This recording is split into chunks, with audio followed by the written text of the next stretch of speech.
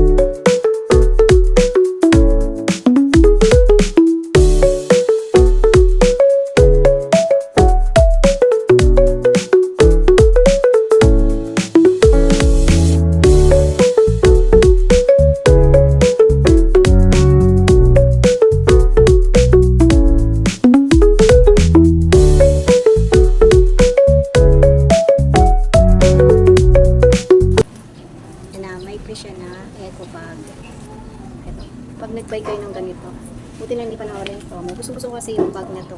Ito yun. Ang laki nito. Gusto ko yung ganito klaseng bag kasi nagagamit ko siya pag namamalengke. Kaya pag namimili ako ng mga Ricardo, pag basta sa palengke, gulay, ulam namin. Kasi matibay ito. Ayan, napabili ako ng oyster sauce. So, matibay. Ayan yung lahat.